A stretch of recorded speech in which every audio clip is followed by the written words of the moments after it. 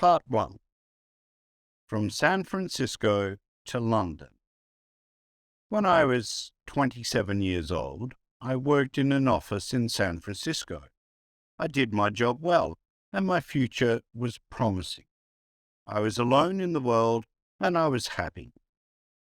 On Saturday afternoons, I didn't work. I sailed my little sailboat on San Francisco Bay. One Saturday afternoon, I sailed out too far. The strong afternoon wind pushed my sailboat out of the bay into the Pacific Ocean. That night, when I had lost all hope, a small British brig saw me and took me on board. The brig was sailing to London. The voyage was long and stormy. I worked as a sailor to pay for my trip. When I arrived in London, my clothes were old and dirty. I had only $1 in my pocket. With this dollar, I ate and slept for the first 24 hours. During the next 24 hours, I didn't eat and didn't sleep. At about 10 o'clock the following morning, I went to Portland Place. I saw a child walking past, holding a big pear. The child ate one small piece and then threw the pear onto the street. I stopped and looked at it. I was very hungry, and I really wanted that pear. But every time I tried to get it, someone passed by and looked at me. I quickly turned in the other direction and waited for the person to pass by. I tried again and again to get that pear, but the same thing happened. I was desperate. I decided to get the pear and not to worry about the people who saw me. At that moment, a gentleman opened a window behind me and said, "Come in here, please." A well-dressed servant opened the door. He took me to a beautiful room. Here, two old gentlemen were sitting and discussing something important. Their breakfast was on the table. I was very hungry, and I stared at their breakfast. I want to tell the reader that the two gentlemen had made a bet several days before. I knew nothing about the bet until later. Let me tell you what happened. Part 2. An unusual bet. The two old gentlemen were brothers. For several days they argued about a very strange subject. They decided to end their argument with a bet, as the English usually do. The following was the subject of the bet. The Bank of England issued 2 banknotes of £1 million each for a public transaction with a foreign country. England used one banknote and the other remained in the bank. At this point, Brother A said to Brother B, "If an honest and intelligent stranger arrives in London without a friend and without money, except for the £1 million banknote, he will starve to death." Brother B answered, "No, I don't agree." Brother A said, "If he goes to the bank or anywhere else to change this big note, the police will put him in prison. Everyone will think he stole it." They continued arguing for days until Brother B said, "I'll bet £20,000 that the stranger will live for 30 days with the banknote and not go to prison." Brother A accepted the bet. He went to the bank and bought the £1 million banknote. After he returned home and prepared a letter, then the two brothers sat by the window and waited for the right man for the bet. They saw a lot of honest faces go by, but they were not intelligent enough. Several faces were intelligent, but they were not honest. A lot of faces were honest and intelligent, but they were not poor enough. Other faces were honest, intelligent, and poor, but they were not strangers. When they saw me from the window, they thought I was the right man. They asked me questions, and soon they knew my story. Finally, they told me I was the right man for the bet. I asked them to explain the bet. One of the gentlemen gave me an envelope. I wanted to open it, but he said, "No, don't open it now. Wait until you are in your hotel room. Then read it very carefully." I was confused, and I wanted to discuss the subject with them, but they didn't. I felt hurt because I was the subject of a joke. When I left their house, I looked for the pair on the street. It was gone. I was quite angry with those two gentlemen. Far from their house, I opened the envelope. I saw that there was money inside. I didn't stop to read their letter. I ran to the nearest eating place. I ate and ate and ate. At last, I took out the envelope with the money to pay for my meal. I looked at the banknote and almost fainted. It was a banknote worth $5 million. I was speechless. I stared at the banknote. The two gentlemen had made a big mistake. They probably wanted to give me a £1 banknote. I saw the owner of the eating place staring at the banknote too. We were both surprised. I didn't know what to do or say, so I simply gave him the note and said, "Give me the change, please." The owner apologized 1,000 times. "I'm very sorry, but I can't change this banknote, sir. I don't have any other money. Please change this note." The owner then said, "You can pay for this food whenever you want, sir. I understand that you are a very rich gentleman.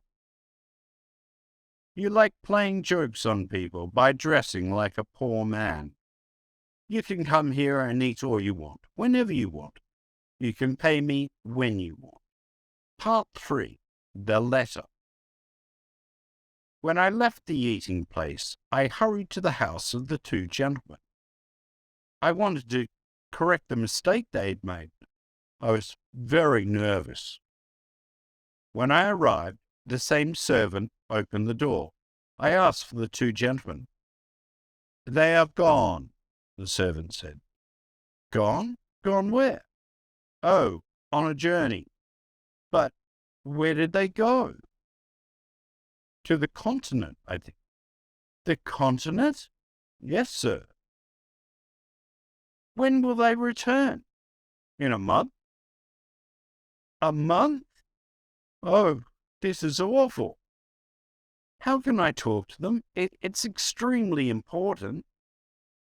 "I can't help you. I don't know where they are, sir." "Then I must see a member of the family." "All the family are away.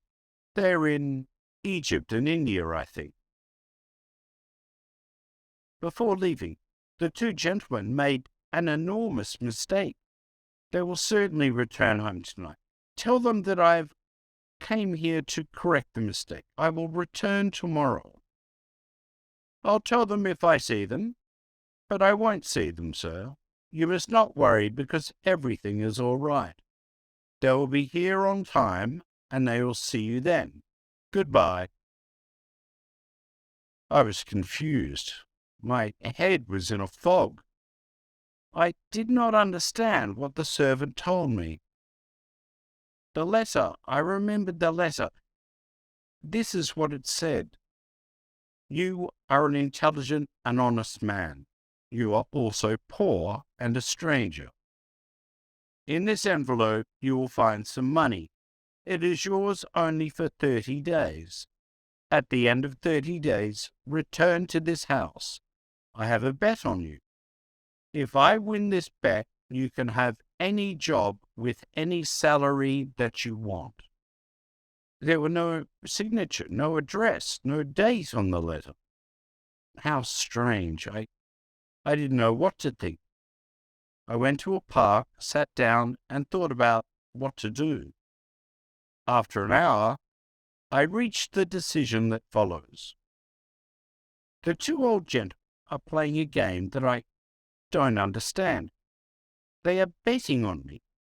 At that time, I didn't know anything about the details of the bet. If I go to the Bank of England to return the bank will ask me a lot of questions. If I tell the truth, no one will believe me. They will put me in an asylum. If I tell a lie, the police will put me in prison. I can't even give it to anyone because no honest person will want it. I can do only one thing. I must keep the bill for a whole month. I must not lose it. If I help the old man to win his bet, he will give me the job I want. The idea of an important job with a big salary made me happy. With this exciting idea in mind, I began walking down the streets of London. Part 4. At the Tailor's. Every time I passed in front of a tailor's, I wanted to enter and buy some new clothes, but I had no money to pay for them. The £1 million banknote in my pocket was useless. I passed in front of the same tailor's 6 times. At last I entered. I quietly asked if they had an old, unattractive suit that no one wanted to buy. The man I spoke to nodded his head, but he didn't speak. Then another man looked at me and nodded his head. I went to him, and he said, "1 moment, please." After some time, he took me to a back room. He looked at several ugly suits that no one wanted. He chose the worst for me. I really wanted a suit, so I said nothing. It was time to pay. "Can you wait a few days for the money? I haven't got any small change with me." The man said, "Oh, you haven't? Well, I thought gentlemen like you carried large change." "My friend," I replied, "you can't judge a stranger by the clothes he wears. I can pay for this suit, but can you change a large banknote?" "Oh, of course we can change a large banknote," he said coldly. I gave him the bank. He received it with a smile, a big smile that covered his face. When he read the banknote, his smile disappeared. The owner of the shop came over and asked me, "What's the trouble?" "There isn't any trouble. I'm waiting for my change." Come, give him his change, Todd, quickly." Todd answered, "It's easy to say, but look at the banknote." The owner looked at the banknote. Then he looked at my package with the ugly suit. "Todd," he shouted, "you are stupid. How can you sell this unattractive suit to a millionaire?" "Todd, you can't see the difference between a millionaire and a poor man?" "I apologize, sir," the owner continued. "Please take off those things you are wearing and throw them in the fire. Put on this fine shirt and this handsome suit. It's perfect for you. Simple but elegant." I told him I was very happy with the new suit. "Oh, wait until you see what we can make for you in your size. Todd, bring a pen and a book. Let me measure your leg, your arm." I didn't have a moment to speak. The owner measured me. Then he ordered his tailors to make me morning suits, evening suits, shirts, coats, and other things. But, my dear sir, I said, I can order all these things only if you change my banknote, or if you can wait a while before I pay you. Wait a while? I'll wait forever. That's the word. Todd, send these things to the gentleman's address. Let the less important customers wait. What's your address, sir? I'm changing my home. I'll come back and give you my new address, I replied. Quite right, sir, quite right. Let me show you to the door, sir. Good day, sir, good day. Part 5. The Poor Millionaire. The impossible happened. I bought everything I wanted without money. I showed my banknote and asked for change, but every time the same thing happened. No one was able to change it. I bought all that I needed and all the luxuries that I wanted. I stayed at an expensive hotel in Hanover Square. I always had dinner at the hotel, but I preferred having breakfast at Harris's simple eating place. Harris's was the first place where I had a good meal with my £1,000,000 note. That's where it all started. The news about me and my banknote was all over London. Harris's eating place became famous because I had breakfast there. Harris was happy with all his new customers. I lived like a rich, important man. I had money to spend. I lived in a dream. But often I said to myself, remember, this dream will end when the two men return to London.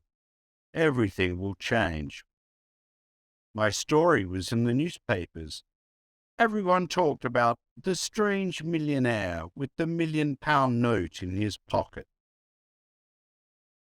Punch magazine drew a funny picture of me on the front page. People talked about everything I did and about everything I said. They followed me in the streets. I kept my old clothes, and sometimes I wore them. It was fun when the shop owners thought I was poor. Then I showed them the banknote, and oh, how their faces changed. After 10 days in London, I went to visit the American ambassador. He was very happy to meet me. He invited me to a dinner party that evening. He told me that he knew my father from Yale University. He invited me to visit his home whenever I wanted. I was glad to have a new, important friend.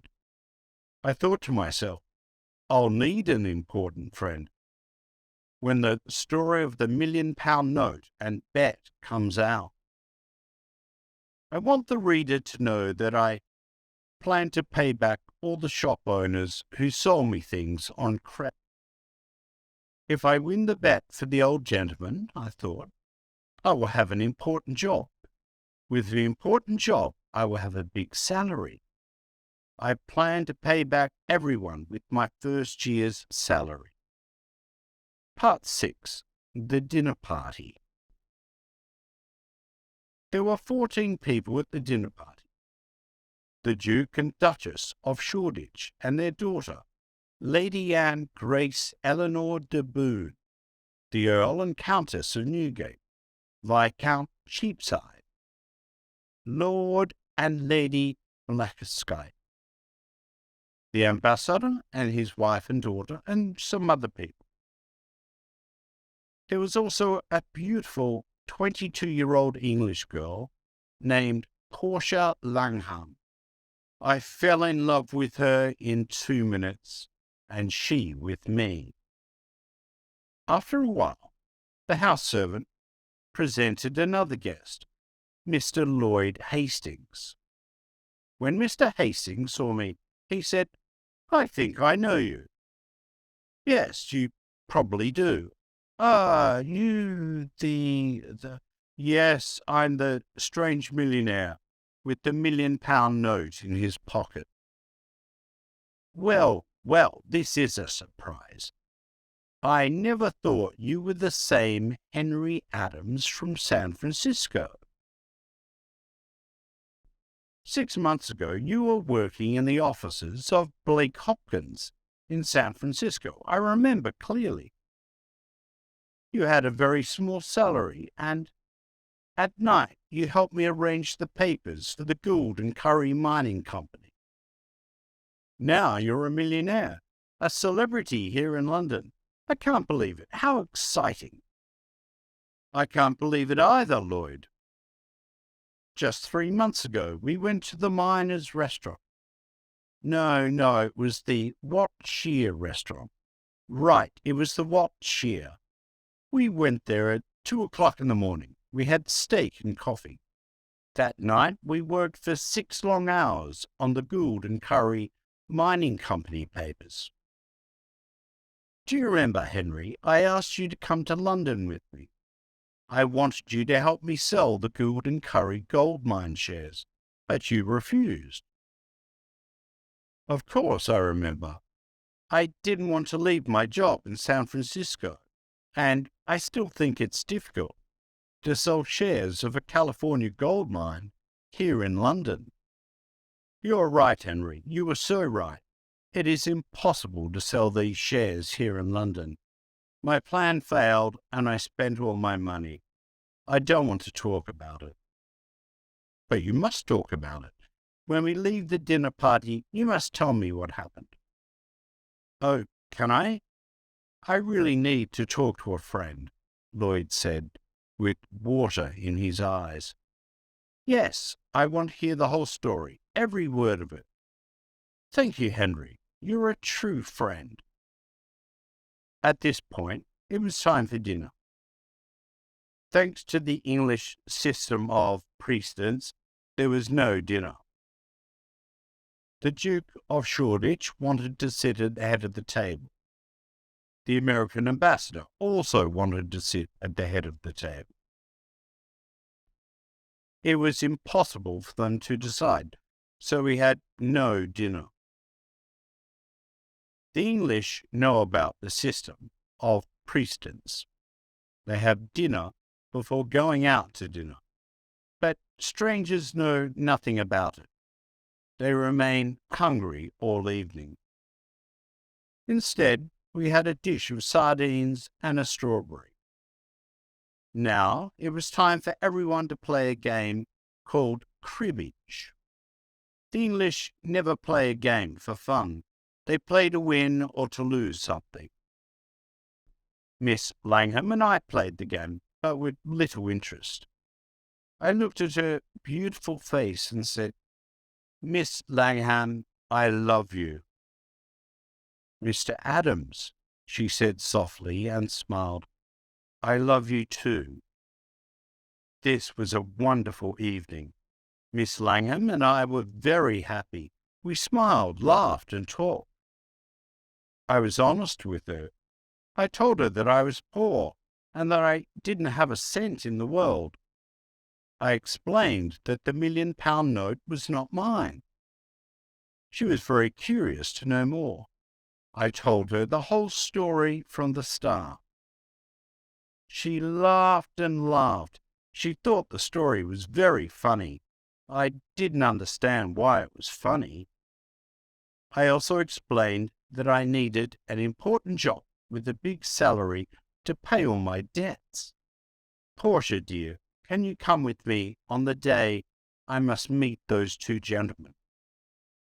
Well, yes, if I can help you, she replied. Of course you can help me. You are so lovely that when the 2 gentlemen see you, I can ask for any job and any salary. With you there, my sweet Portia, the 2 gentlemen won't refuse me anything. Part 7. A $1,000,000 Idea. At the end of the dinner party, I returned to the hotel with Hastings. He talked about his problems, but I didn't listen to him. I was thinking about Portia the whole time. When we arrived at the hotel, Hastings said, Let me just stand here and look at this marvelous hotel. It's a palace. What expensive furniture. You have everything you want. You are rich, Henry, and I am poor." His words scared me. I, too, was poor. I didn't have a cent in the world, and I had debts to pay. I needed to win the gentleman's bet. This was my last hope. Hastings didn't know the truth. Just a tiny part of your income can save me. I'm desperate," Hastings cried.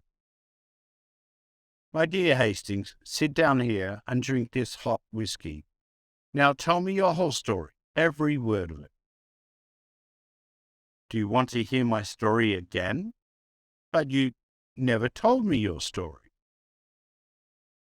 "Of course, I told you my story as we walked to the hotel. Don't you remember?" "I didn't hear one word of it." "Henry, are you ill? Is something wrong with you? What did you drink at the dinner party?" "Oh, Hastings, I'm in love. I can only think about my sweet Portia. This is why I didn't hear your story before." Hastings got up from his chair, shook my hand, and laughed. "I'm very happy for you, Henry, very happy," he said, smiling. "I'll tell you the whole story again." So he sat down and patiently started to tell me his story. To make a long story short, the owners of Gould and Curry gold mine sent Lloyd to England to sell the shares of the mine for $1 million. Any money he received over $1 million was his to keep. Hastings' dream was to sell the shares for more than $1 million and become rich. He had only 1 month to sell the shares. He had done everything to sell them, but nobody wanted to buy them. Then he jumped up and cried, "Henry, you can help me. Will you do it?" "Tell me how." "Give me $1 million and I'll sell you all the shares. You will be the new owner of the gold mine. Don't refuse." I did not know what to say. I wanted to tell Hastings the truth, but then an intelligent idea came to me. I thought about it for a moment and then calmly said, "I will save you, Lloyd." "Then I am already saved. How can I thank you?" "Let me finish, Lloyd. I will save you, but not in that way. I have a better way. I know everything about that mine. I know its great value. You will sell the shares by using my name. You can send anyone to me, since people in London know me. I will guarantee the gold mine. In a week or two, you will sell the shares for $3 million by using my name, and will share the money you earn, half to you and half to me." Lloyd was very happy and excited. He danced around the room and laughed. "I can use your name. Your name, think of it. The rich Londoners will run to buy these shares. I'm saved, and I'll never forget you, Henry." Part 8. Back to Portland Place. The next day, all of London talked about the shares of the California gold mine. I stayed in my hotel and said to everyone who came to me, "Yes, I know Mr. Hastings. He's a very honest man, and I know the gold mine because I lived in the California gold country. It is a mine of great value." People were now interested in buying the shares. I spent every evening with Portia at the American ambassador's house. I didn't tell her about the shares and the mine. It was a surprise. We talked about our love and our future together. Finally, the end of the month arrived. Lots of rich Londoners bought the shares of the mine. I had $1 million of my own, in the London and County Bank, and Lloyd did too.